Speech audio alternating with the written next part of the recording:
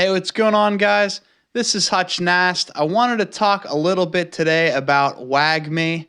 We're all gonna make it, the cryptocurrency. Now, WAGMI Defense is the battle cry to save the earth, and they are entitled, this is a quote from them, quote, "What started as a crypto internet meme is now the battle cry to save all mankind. We're all gonna make it." Now, I would like to note, because I actually made this confusion myself, that this is not to be confused with Euphoria, which is also under the acronym WAGMI. And I was looking it up on Coin Market Cap to kind of see where they were at the moment, and I did notice that particular WAGMI looked a lot like a rug pull. And I just want to make sure that nobody gets that confused. If you're looking it up on CoinMarketCap, you'd want to actually look for WAGMI Defense. That's what you should be looking for if that's what you're trying to find on there, or even Dex Tools. Now, what their WAGMI Defense is an upcoming tower defense game, mobile, responsive, player versus player game. And I think that that's super cool that a project's doing something mobile like that in the tower defense space. It should be a lot of fun to actually get to play against your friends in a game like that. I want to read just a little bit from their white paper, try to keep it short and tight for you guys.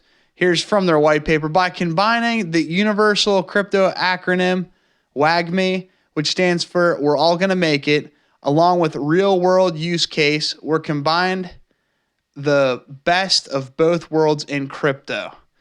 The acronym has been used by Gary Vee, Coinbase, CoinMarketCap, and Snoop Dogg just as a start. Our meme-tility, meme plus utility, they made a portmanteau. Actually, comment if you know what a portmanteau is. I'm proud of that word. That's a 50-cent word right there. At any rate, we'll spark a movement that's community-centric in terms of how we think about our games and how we build them. With equal and wider game access in mind, WAGMI Games currently has a two-phase rollout that strategically targets two different groups.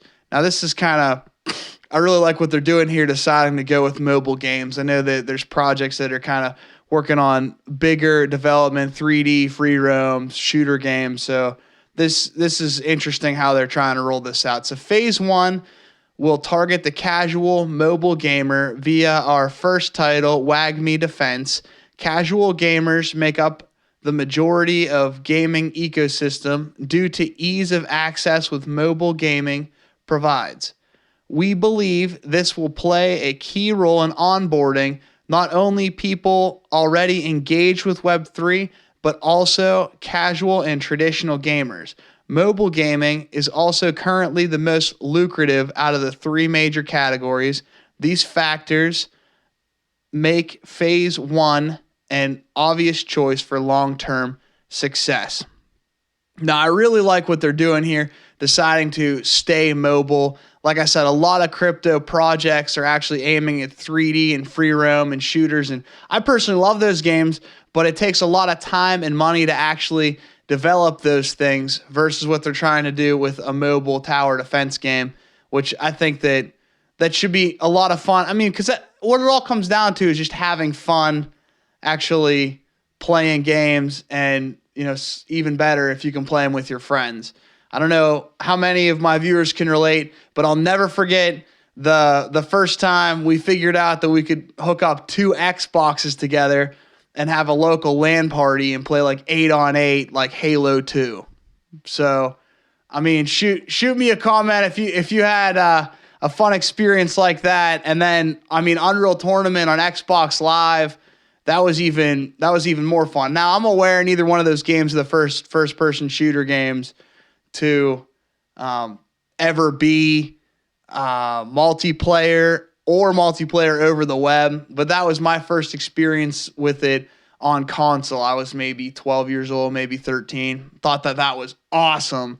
So, I mean, creating a mobile game, especially when majority of teenagers up have cell phones and something that they can actually play mobile games on, is going to really open the access for this cryptocurrency to thrive. And like I've said from the beginning, it's not necessarily the best crypto projects that win. It's the ones that are marketed the best. Now, this audience is so wide for a game of this nature. It's not all what I think. I think the graphics look awesome. I would like to know what you think in the description below. I'll actually link their website, and you could check it out and let me know what you think in the comments. I really would appreciate it. Let me know what you think of crypto and gaming in general. Is this the future?